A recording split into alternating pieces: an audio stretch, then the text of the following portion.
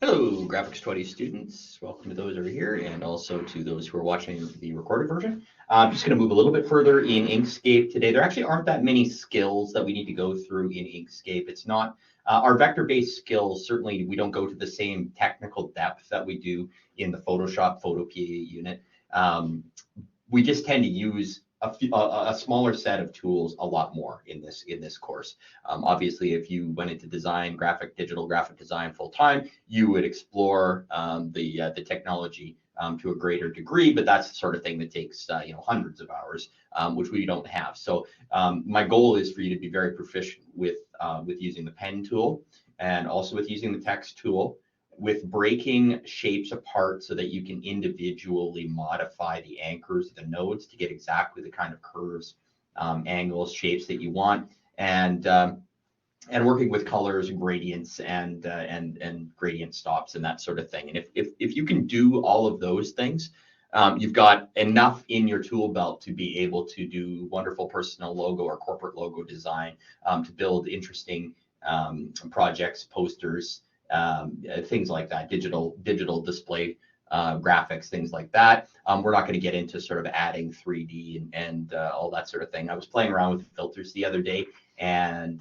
just trying to get a little bit more depth to our Batman logo. And I did find a couple ways to add that depth, but the filters in Inkscape certainly don't work as well as the filters in Adobe Illustrator. And you'll find that for 95% of graphic design projects, they are not going to require a lot of filters. As soon as you start adding filters onto vector-based designs, the file size scales way up because it's basically trying to figure out the math on how to make something that's lines and shapes into something that has gradients and things like that. So even adding color gradients is significantly increases your file size because it's more of a raster technique, and it requires a bit more processing power, it requires more storage, it requires whoever's taking the file on the other end typically to do a bit more work. But they are, particularly the gradient stuff is important. But doing the 3D filtering and things like that can make it look very nice and can certainly add to your projects, but it's not 100% necessary, I think, at this level. But I still encourage you definitely to play with some of those filters because you get some very interesting effects from them. All right, so without further ado, I'm just going to move a little bit further into our skill sets today. And what I want to focus on is I want to focus on showing you how you can use nodes or anchors more effectively and get a little bit more control over them. I want to show you the text tool, how to break text apart, and how to manually play with the anchors that exist in each font in order to shape your letters the way that you want to. Because more often than not, you may pick a font, but if you want to have some sort of interesting design treatment with that font, you're going to have a little bit more control over every single corner and curve inside that text. So that's going to be our goal for today. And we'll hopefully just kind of add a skill here or there as we go, but certainly not to the same level that we would with the Photoshop unit, where there's just many more tools and many more options. So I'm going to flip over to Inkscape.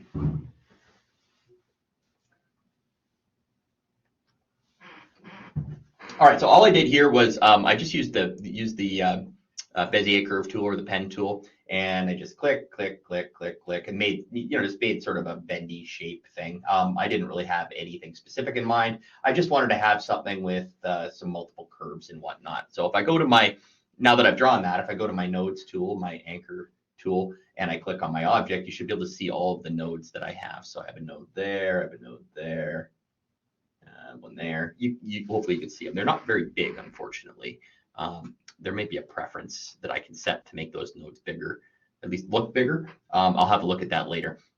What I do want to kind of go through a bit here is the different types of anchors. I'm going to call them nodes and anchors interchangeably, depending on the software who you're talking to.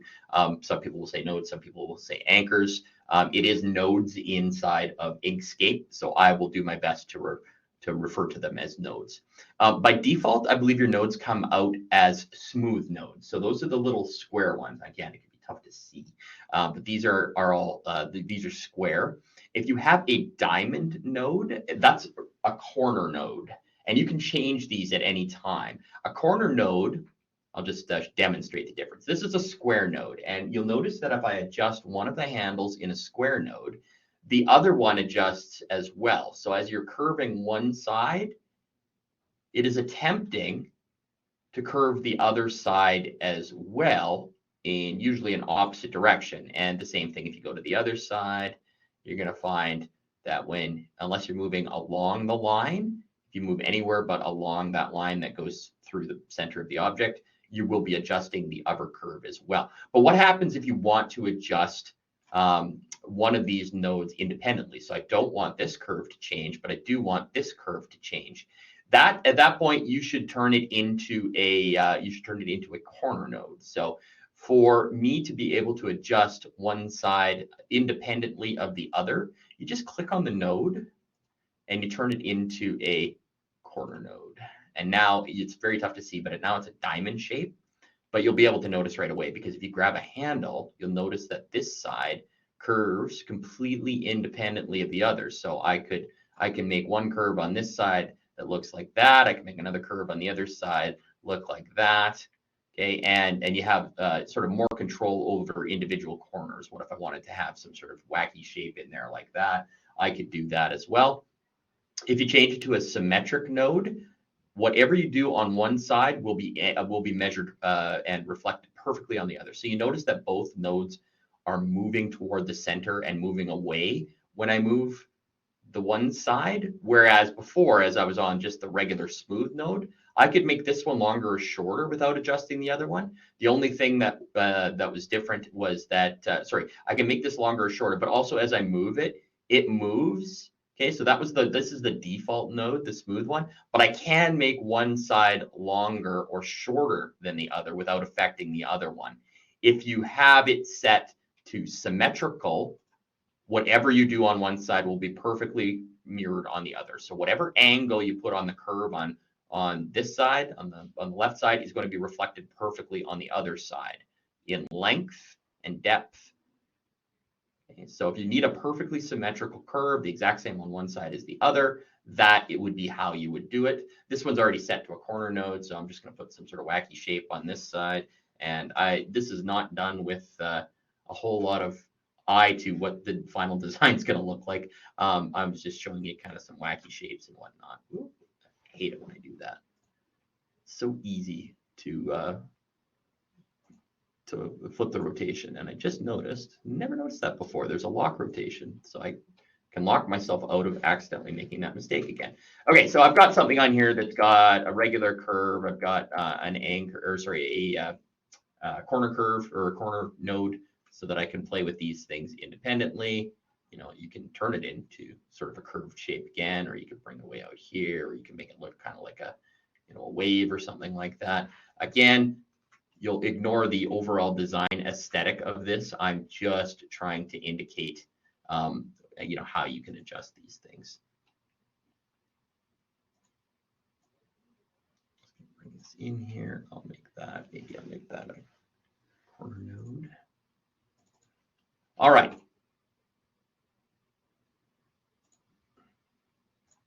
Why it's still got that node selected. Let's click away for a second. Back in.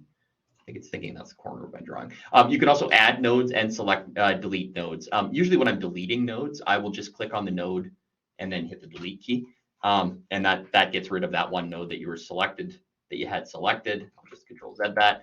To add nodes, you select sort of an area.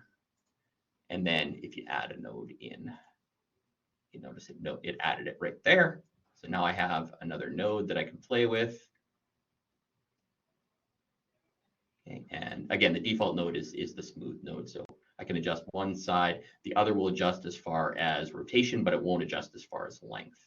So let's just get something in there like that. Okay, this right here looks kind of gross, so I'll maybe just round that out a little bit.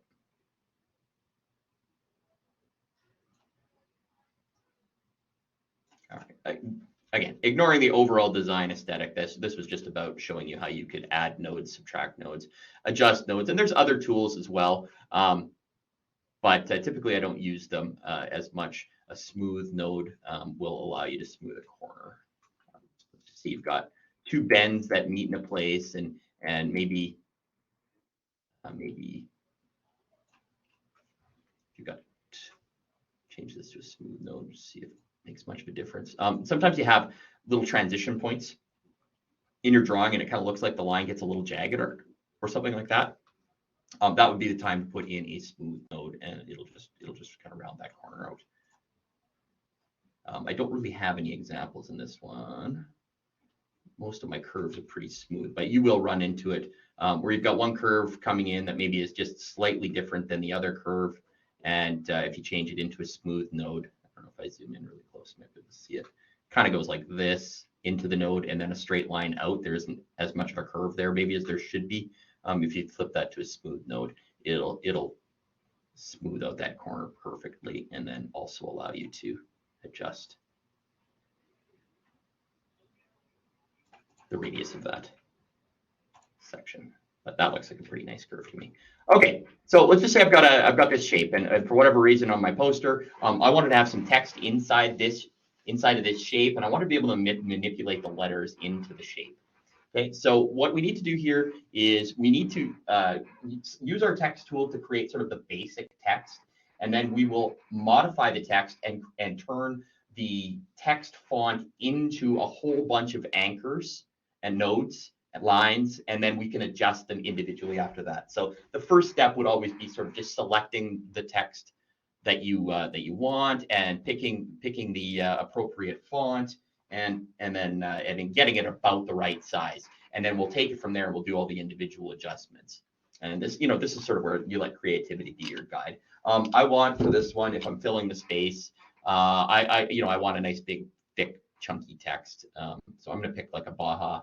If you're not sure about what they look like, you can just go to the text section over here, and then you can just sort of cycle through them. And using the up and down keys, you can see down here, it's showing you an example of what the text might be.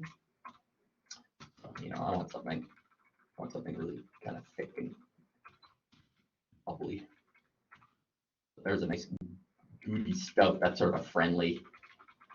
Obviously, you have to pay attention to the mood that your text evokes. Some of them are kind of goofy, and it's sort of like a Pink Pantherish kind of font. Some fonts are very serious. Some fonts are retro. Some fonts are futuristic. Some fonts are happy. Some fonts are sad.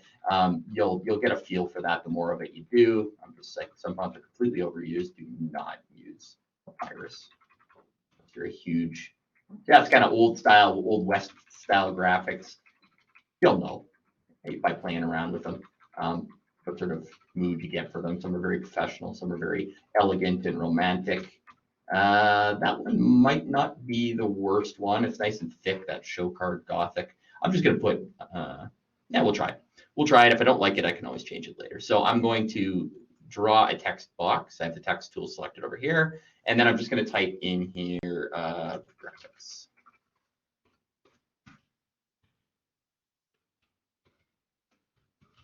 But I forgot to actually select that font that I wanted.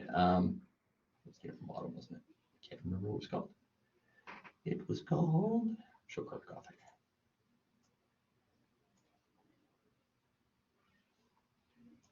It's selected up here. Show Card Gothic, where are you?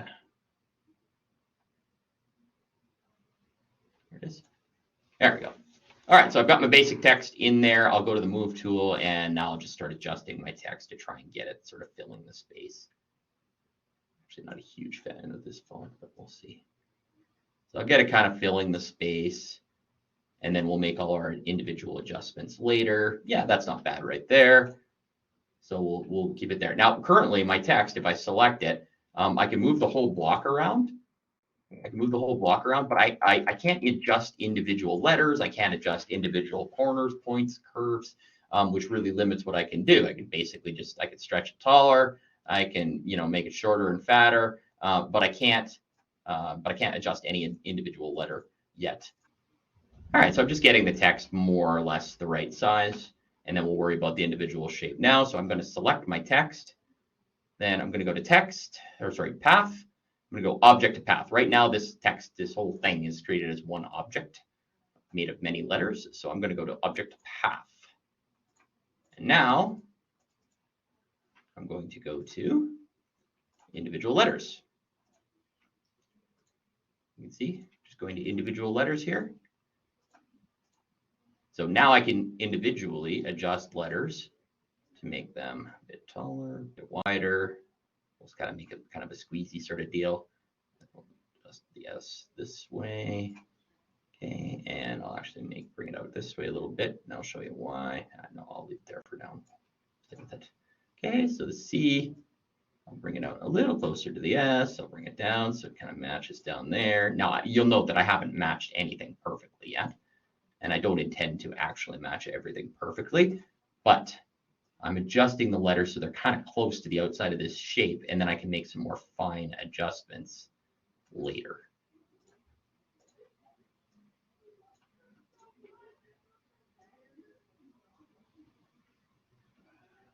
By the way, you could have also adjusted kerning between the letters, the space between the letters. You could have also done that just with the regular text tool. But this is fun too, because there doesn't really have to be a whole lot. Doesn't have to be a whole lot of consistency with this.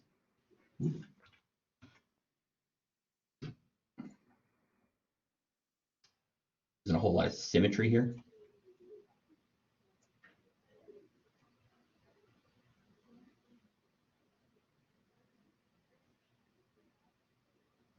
Yeah, it's kind of weird. P is being a bit of a pain. Oh, that's okay. I'm gonna fix that later.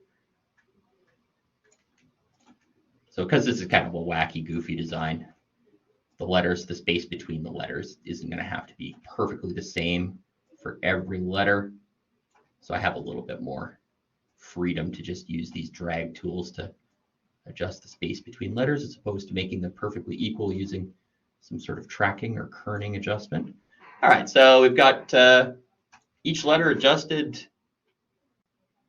a little bit here, just kind of filling up the space a little bit more, but now we can get to some very, very specific adjustments on the letters. So I'm just going to select the H. You'll notice instead of going with the Move tool, if I go down to the Edit Path by Nodes tool, it's turned the letters into basically shapes with a whole bunch of nodes in them. And I'll just zoom up a little closer here on the H. Now I can adjust those nodes. So if I click this node in the corner here, clearly a corner node, and I drag it up over here, now I can start to play with the handles and start matching up these shapes a lot better. So if I drag this down here, okay, clearly you can see that's starting to make a difference. Okay, now if I didn't want this curve to go all the way down to the bottom of the letter, I could just add another node in here with the insert new nodes, and now I've got another one. So now I don't have to have that curve going all the way to the bottom of the object if I just want it sort of curving. Oops. I just want that curve sort of happen at the top part here. I can move that node up and then just adjust my curves up here in order to match that up, make it look a little wonky at the top. And it might benefit me to have that as a corner node so that I have a little bit more control over both sides. So I can make this curve whatever I want it to be. And then I can make this curve also whatever I want it to be, including if you bring any of the handles straight back into this, it just becomes a straight line, right? So maybe I just want a little bit of a bend there or something like that. Or maybe I want this way in here to fill up that space a little better and then bend it out. Totally up to you. This is where the creativity part comes in, right? You're just going to adjust these as opposed that in a way that matches your goals for the design. Okay, so maybe I like that, maybe I don't like that, maybe I want just more regular curve. But the point is I can make it what I want.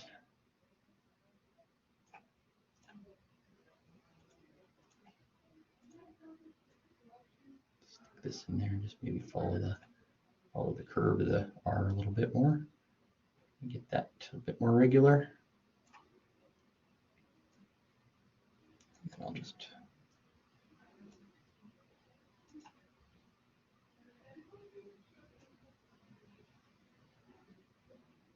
wrap that there. Zoom out a little bit. You can see that I've completely manipulated the top of that H to match that, that top part there. And maybe I'll do the same thing with this guy. Just bring it up.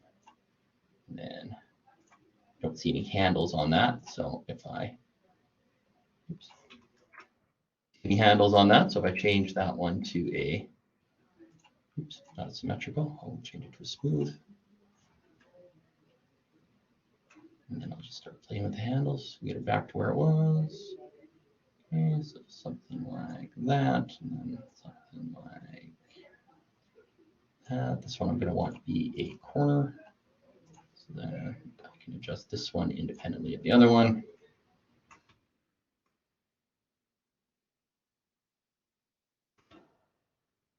So if I'd like this just to follow that path right there.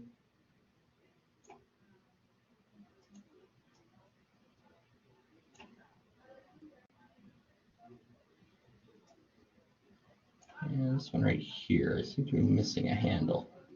Maybe it's out here. There it is. Oop. It can be tough to find the handle sometimes. There we go. So that's that handle. I'll put that right on top of it, and I'll use this handle to match that bend, and then this I'll bring in just to make it kind of sharp corner. And then what have I got going on over here? A little bit too wide there, eh? So I'll bring that back in. Okay. Maybe I'll just put a little bit of a curve on that, give it a little character.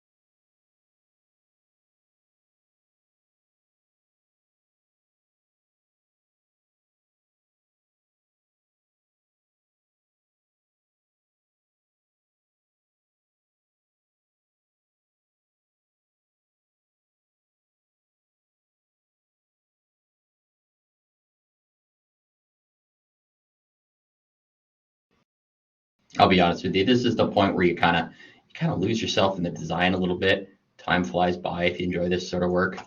So I don't mean to bore you with just watching me draw lines for 2 hours. Hopefully you're getting the point as to why I'm doing these things.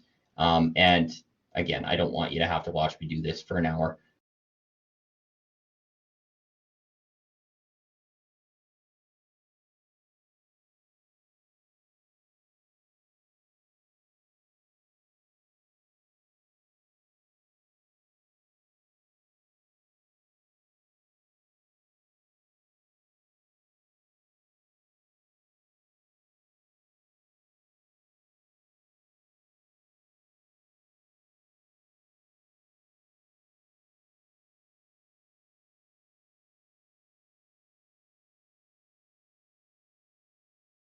Add a point in there.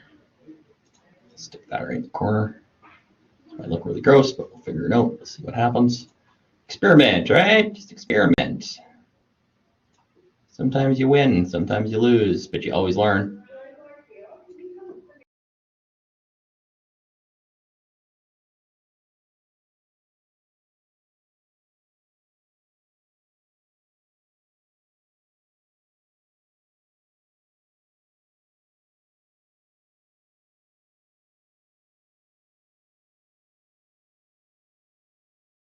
All right, G is definitely terrible, but that random shape that I made at the beginning is in fact easier. There, that. Okay, that random shape that I created in the beginning. Clearly, we were able to modify our text a lot to fit that particular shape. And I don't know, this has got some sort of retro, the retro 60s counterculture, Woodstockish kind of theme. One of the ones that several of you picked in the beginning. But you get the idea, and then you can always go back to. You can always revisit it. You can always make changes. You can always say, "Oh, I hate the way that sheet looks, so I'm going to bring this over this way. I'm going to curve it. I'm going to curve it the other way, and I don't like this much, so I'm going to bring it back a little bit." And but modify, make it look the way you want it to look, and give yourself some some permission to explore the creative space and use the tools that you have at hand in order to do that. Now, one last thing here. Once you have created the design you like, and you got all these letters are separate now, right? So you can, if you move one, if you go back in and select one, you can move it away. If you want to make sure that can't happen and this always has to move as a group, you can always just surround them all and then group them. Maybe you can right click and go to group. There we go. That's all together again. Want to move the P. Break it apart, ungroup. Many times it appears. Now there's my P. Now, okay, so just by grouping and ungrouping, you can grab individual letters, and then when you're happy with everything, go back and group it up again. Now you should be able to move everything. So those are some handy skills. So anyway, good luck with it. And as always, if you got any questions, if something's not working quite right, it can be very intricate and precise in clicking on this in exactly the right spot and whatnot. Please let me know. I'm happy to help do a little one-on-one or send you some additional information or a little video. And keep working hard on your projects. I look forward to continuing to work with you.